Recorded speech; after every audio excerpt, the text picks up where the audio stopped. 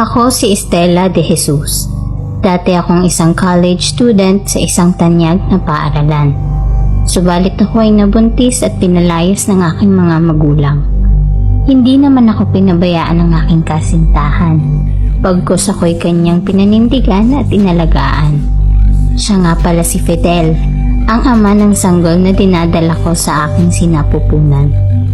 Sinama ako ni Fidel papunta sa kanilang probinsya. Doon na raw muna kami tumira sa magulang niya para may titingin at mag-aalaga sa akin habang nasa trabaho siya.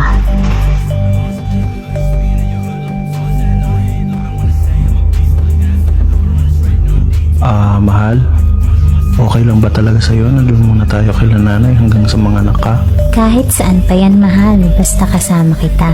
Sus, ikaw talaga. Oo, namumula siya. Yee! Pero seryoso, mahal.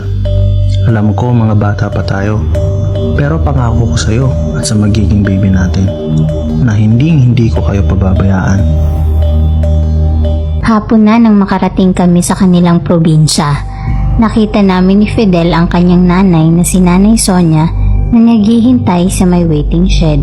Habang papalapit kami, bigla akong hinila ng nanay ni Fidel at sinabing magmadali na raw kami at malapit ng dumilim. Nagulat ako sa pangyayari. Sumunod na lang ako at dali-daling naglakad. Delikado raw para sa isang buntis ang maabutan ng dilim sa daan. Medyo malayo-layo pa ang kanilang bahay. Maputik ang daanan at halos puro kakahuyan at talahiban. Mayroon din namang mga kabahayan subalit ang lalayo ng kanilang mga pagitan. Halos magdidilim na nang makarating kami sa kanilang bahay.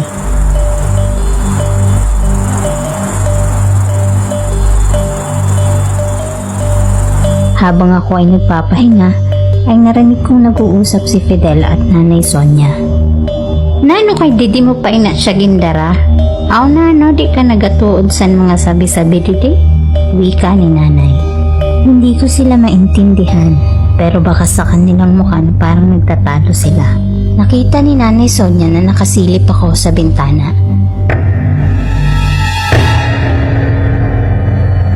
Agad itong pumunta sa akin at sinarado ang bintana. Lumayo ka sa bintana, wika ni Nanay Sonia. Kinamagahan, nagising ako dahil sa ingay ng mga tao. Maraming bisita ang dumalaw sa bahay para kamustahin si Fidel. Pinakilala sa akin ni Fidel ang kanyang pinsan. Pinsan ko nga pala. Nagugutom ka na ba? Halika, may pagkain dun. Pumasok kami para mag-umagahan. Pagkatapos mag-agahan ay umalis sila Fidel papuntang bayan. Tutulungan kasi siya ng kanyang pinsan na maipasok sa pinagtatrabahuan nito. Lumabas naman si Nanay Sonia para bumili ng asin. Pero bago ito umalis ay ibinili nito na wag raw akong lalabas ng bahay hanggat wala pa siya. Ilang minuto ang lumipas habang nag-aayos ako ng aking mga gamit. May isang matandang babae ang naghahanap kay Nanay Sonia.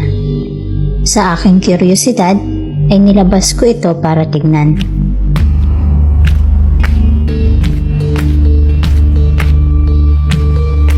Nagulat ako sa aking nakita. Isa itong matanda na halos putot balat na.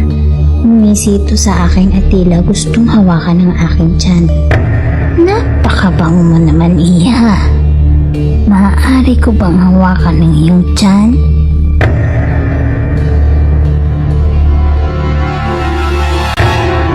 Biglang dumating si Nanay Sonia at itinago ako nito sa kanyang likod. Tumawa lang ang matanda at sinabing manghihingi lang sana siya ng malunggay. Pero di bali na, mamayang gabi na lang daw siya kakain. Agad akong hinila ni Nanay Sonia papasok ng bahay at agad niyang sinarado ang pinto. Pagpasok sa loob ay pinagalitan ako ni Nanay Sonia.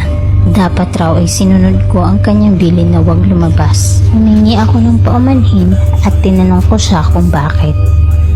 Aswang. Yun ang naging sagot niya sa akin.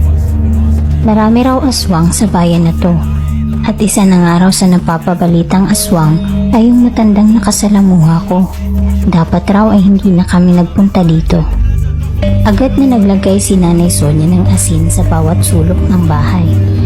Mahaba-haba raw ang gabing ito at kailangan makaligtas kami ng kanyang magiging apo. Maya-maya pa, biglang may kumatok sa pinto. Si Fidel, nakabalik na galing bayan. Sinabi ni Nanay Sonia ang nangyari, dahilan para mabahala si Fidel. Pagsapit ng 6:00 ng gabi, sarado na ang lahat ng kabahayan dito. Halos wala na ring ibang maririnig kundi mga kuliglig lamang. Ilang saglit lang ang lumipas ay nakarinig na kami ng iba't ibang klaseng tunog. May parang tunog ng baboy, tunog ng nag-aangin na aso, at kung ano-ano pa. Nakaramdam ako ng matinding takot sa aking mga narinig. Agad naman akong hinawakan ni Nanay at sinabing tatagan ko ang loob ko. Nakaramdam ako ng sakit sa tiyan, para itong tinutusok ng napakatulis na bagay. Kitang-kita ko sa mata ni Fidel na seryoso na ito at hindi napapipigil pa. Bago pa man makalabas si Fidel, inabot ni Nanay Sonia ang isang bagay na parang buntot ng isang hayop. Ito raw ay buntot pagi. Mabisa daw itong panlaban sa mga aswang. Ito rin daw ang ginamit ng kanyang ama noong ipinagbubuntis si Fidel ng kanyang ina. Lumabas ng bahay si Fidel, habang nakasilip naman kami ni Nanay Sonia sa bintana. Hinanap ni Fidel kung saan ang gagaling ang mga tunog, subalit hindi niya ito mahanap. Pinagmumura niya na lamang ito at sinabing hindi ito makakalapit sa bahay. Habang pinakikiramdaman ni Fidel ang paligid, napatingin siya sa buwan. Pula ang mga mata nito at nag-aangil. Sinugod ito ni Fidel, subalit hindi niya ito natamaan. Pinakita ng aswang ang tunay nitong itsura. Hubot-hubad ito na parang naligo sa mantika. Nagsalita ang aswang kay Fidel.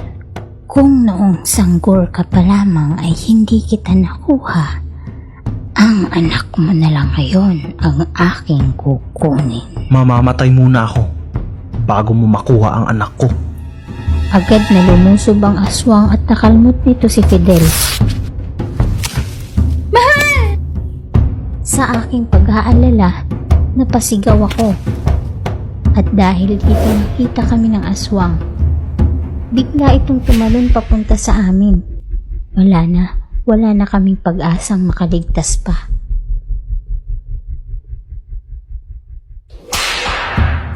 Nakita kong hinataw ni Fidel ang aswang.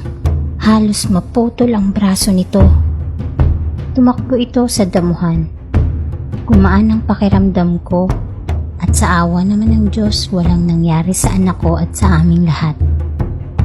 Pagkalipas ng 2 taon, bumalik kami ni Fidel sa Maynila. Natanggap na rin ng mga magulang ko ang kanilang apo. Sa ngayon, nag-iipon kami ni Fidel para sa aming kasal. Pero kahit ilang taon pa ang lumipas, hindi ko pa rin malilimutan ang karanasan ko sa aswang sa probinsya.